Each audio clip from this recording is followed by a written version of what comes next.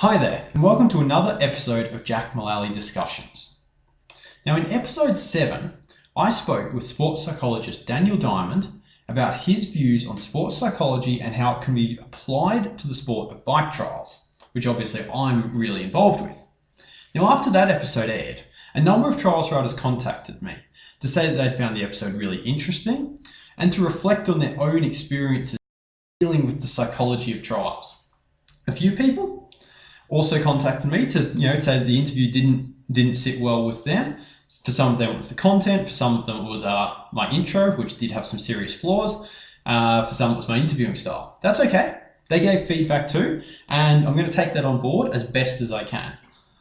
One example of that is you'll notice in this episode, hopefully you'll notice, that I'm using a better microphone and I'm not recording near really loud birds. Those of you watching on YouTube will, however, realise that I've sacrificed the video in order to do this. Maybe in the future I'll manage to get my act together and get it all working, but for now, hopefully the audio quality is a bit better. Anyhow, let me know what you think of the production on this episode compared to the others. I'd be really keen to hear. Anyway, on with the episode. So the conversation that I had with Daniel and the subsequent feedback inspired me to make this episode. In this episode, I'm going to share with you an experience that I had at the Australian Mountain Bike and Trials Championships, and it very much fits into the sports psychology space. However, it didn't come up with my chat with Dan. What's more, and this is what really interests me here, is I think there's certainly some lessons that I learned from this experience that can be applied outside of trials riding. And that really interests me, how we can learn from one discipline or one area of life and apply it into others. So I hope you're going to keep listening, because what I'm going to do, I'm going to explain this experience that I had to you. I'm going to discuss it in the context of trials, and then I'm going to try and relate it to other aspects of life, in this case professional life, where I think it might be useful. Cool, so let's get on with it. So in trials, the pedal up is a very common move. For anyone who's not familiar with trials, I'll explain briefly what it is. So in a pedal up, you use a short run up to go from a standing start, do a couple of pedal strokes to generate some momentum, and then jump forwards up onto an obstacle. Now, I'm quite capable of doing pedal ups. I'm not great at them, but I do okay. At this year's Australian Trials Championships, there was a pedal up in there that sticks in my mind in particular. It was a bit bigger than usual, but than what I was super comfortable with, right? A little bit bigger than what I'm comfortable with. I was a bit uncertain whether I could do it. On top of that, by the time I got to it in the competition, I had seen some other riders, who are very good riders and I know well, and who can generally do much bigger pedal ups than me, muck it up. So in the competition, we've got this move that I am quite capable of doing and normally quite confident about, but because it's a bit bigger and because I've just seen a couple of other riders muck it up, I start to get a little bit uncertain and nervous about it. And then on top of that, we up the stakes by it's a competition, so I actually do need to get it. It's not like training where I could just give it a go and if it doesn't work, it doesn't work. This is a competition and I've actually got to get it right first go. So we've got this pedal up. I should be able to do it, but suddenly I'm starting to feel a little bit nervous. And almost instantaneously at this point, I have this experience where I almost forget entirely how to pedal up. And so I decided to try something here, a bit of a mental hack, so to speak. Now I know what you might think. Seriously, Jack, you decided to try this during a competition, national championships even. What were you thinking? Well, look, how I was feeling in the moment was, oh my goodness, I've got myself into such a state thinking about this move that I might as well give it a crack, because if I don't, I'm almost certainly going to fail. So what do I have to lose? So what I did was this. I was setting up for the move, feeling a bit nervous, and so I forced myself to smile. Not a very natural smile, more of a cheeky grin. And I did this because I'd recently listened to some podcasts and read some articles talking about a concept related to this. What those podcasts and articles talked about was how the mind-body connection can work both ways. Now, it's fairly intuitive to recognize that if you're having a good day and you're feeling really positive about things, you'll end up smiling, you'll end up having positive body language, you'll stand up tall, your shoulders will roll back, all these things that portray happiness and positivity. That happens subconsciously without us even having to think about it to make it happen. But what's really interesting is you can actually hack the process back the other way. You can, if you're not feeling great about something, you can consciously force yourself to adopt what would be a positive posture, or in the case of this example here, a smile, to then reverse engineer the positive mindset that accompanies it. So I'd heard these podcasts and articles talking about this concept, and I decided to give it a try. Now, full disclosure, I had tried it once or twice in training beforehand, but it's not like I was exactly really familiar with it. So I'm setting up for this move. I'm feeling a bit of pressure. I decide to smile. And what happens is this. I literally, and this is going to sound a little bit airy-fairy, but I literally felt a wave of positivity pass over me, starting at my head and running down through my body. Sounds a little bit mystical, I know. What we could describe this as is I suddenly felt confident all through me. So I'd use this smile and suddenly I'm feeling confident. I'm like, okay, I've got a moment. I went for the move and I stuck it. I was very happy about that. So the question that springs to my mind here is, what just happened? What happened and why did that work? Now, I'm no expert on the psychology of this, right? But I will share with you my very crude understanding of what's going on. This is how I process it. Maybe it's not entirely correct. And if someone out there's got a good background in psychology or has done some research into this space, I'd love to hear from you. But here's my crude understanding of it. So when we learn a new task, it can be anything. It can be trials. It can be learning to do a pedal up here. It can be just learning to ride a bike in general. It could be learning a musical instrument or any other skill. When we first start learning it, we put in a whole bunch of practice to start, and we put in a lot of conscious effort. So we're learning the skill. Let's just use learning to ride a bike as an example here.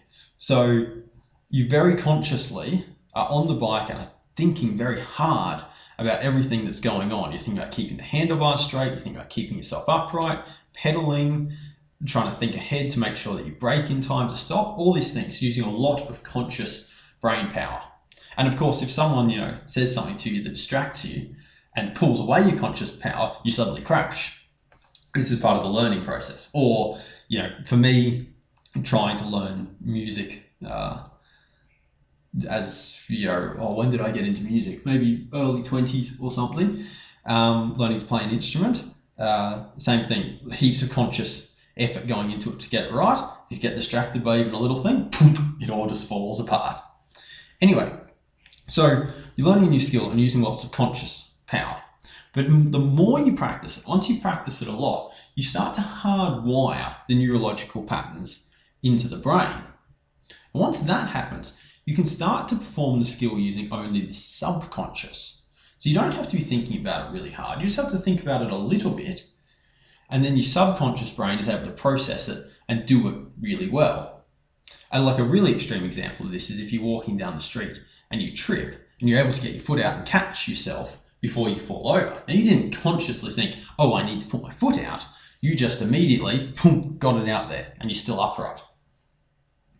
But sometimes even when we're very good at a skill, the conscious mind can get in the way. This often happens when we raise the stakes. So when we raise the stakes, we've got this skill. In my case, it was the pedal up, which I'm good at, but the conscious mind becomes involved and starts to worry about what's going on. And suddenly we start consciously thinking about how we're going to do it. And that makes us much more like a beginner, rather than if we're not worrying and we just let the subconscious take care of it and we behave like an expert or a master. So what the smiling does here, I believe, is so we've got ourselves into this state. where we have something we should be able to do subconsciously, but we've got ourselves worried and suddenly the conscious mind has become involved worrying. What I think the smiling does is uses the body-mind connection. So you adopt the positive posture, the positive smile. It creates a positive sense of self-confidence, which for a minute, even for just like a small moment, shuts off the conscious mind's worrying about the thing that I'm about to do. And then I think in my case of the pedal up, I used that small window of confidence to hit the move using only the subconscious without the conscious getting in the way. Have you ever heard of people say, just don't think about it, just do it, when someone's scared of doing something? I think it's sort of like that. Now, the just don't think about it is harder said than done, because what you're actually doing there is shaking like a leaf. I don't want to jump off that. But I think the smiling is a hack to achieve that, to put the conscious mind away for a second and to let the subconscious re-exert itself and perform the technique really well. So, where are you sitting with that? How does that sit with you? Do you think I've gone completely mad and airy-fairy, or does that fit with some experience that you might have had in the past? So in a second, I'll describe to you how, like one area where I think this could be applied in professional life. But before we get there, I want to address something else. If someone had come up to me a couple of years ago and described this to me, I would have dismissed it, right? I would have thought, it's airy-fairy, and I've said that a couple of times in this. I would have said, that's airy-fairy. That doesn't fit with my worldview, and I would have dismissed it. But over time, my opinions have slowly changed, and I've become more open to the possibility of this sort of thing. But what I'm really aware of here is that you might be listening to this, and you might be listening to it and going, oh, that's really interesting, Jack. I'm going to give that a go. But you might also be sitting here and going, no, not a chance, mate. That's airy-fairy rubbish. So I'm really conscious that you might be sitting here and, not being keen on this idea. Doesn't fit with what you're into. And that's okay. I can understand that, because as I said, a couple of years ago, I would have felt that way as well.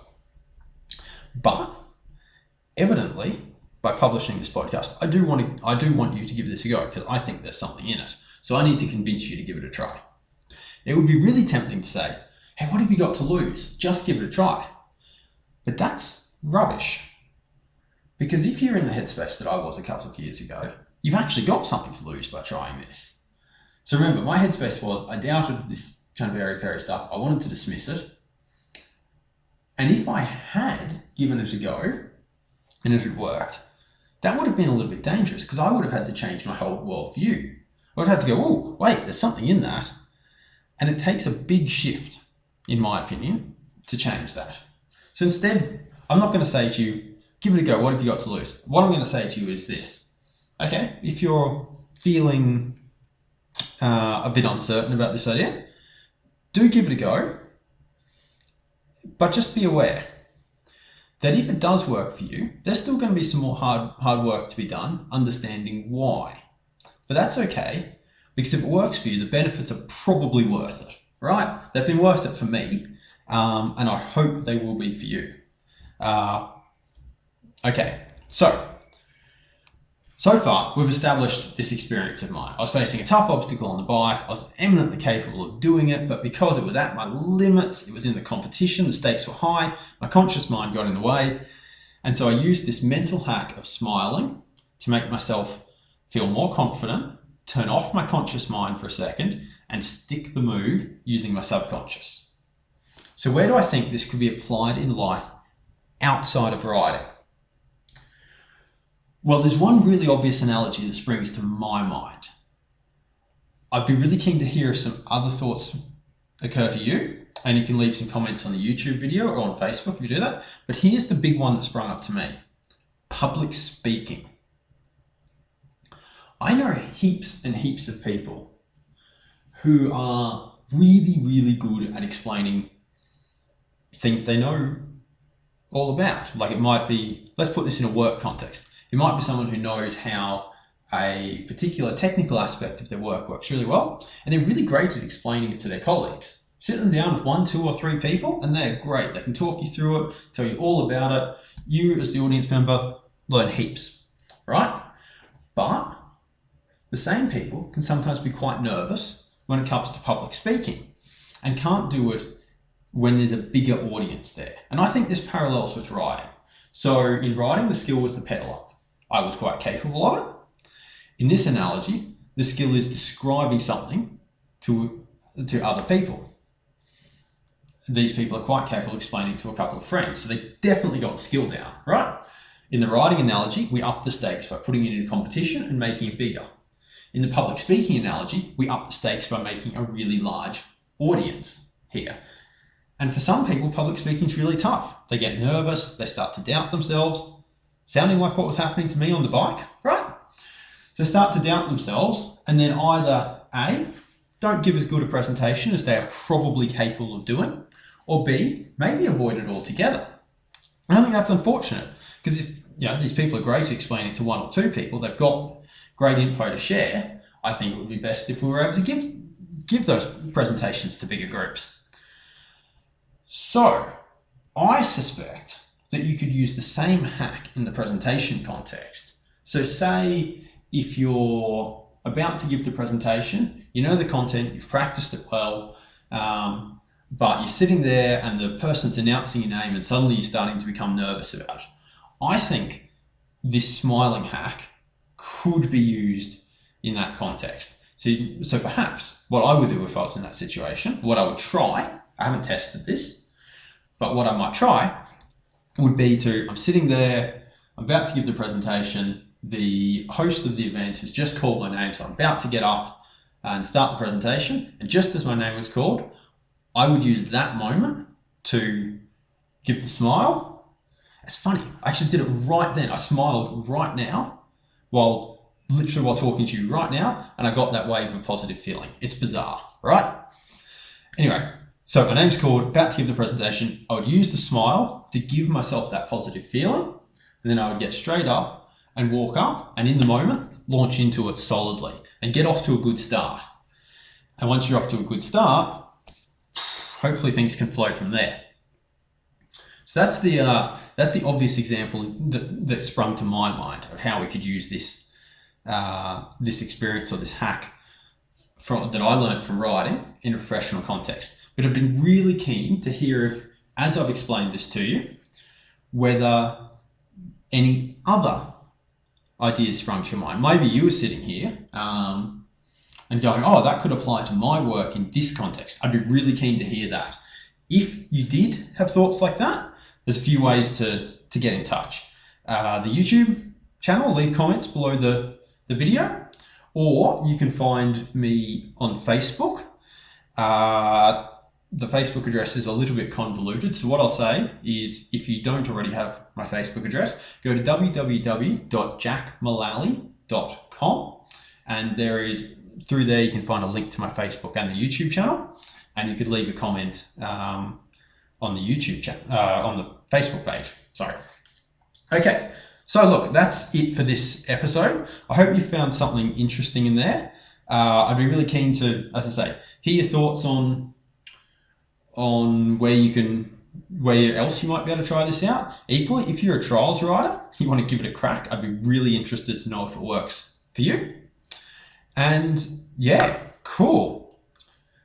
I appreciate your time. Thank you for listening. Thank you for bearing with me in this slightly tangential episode.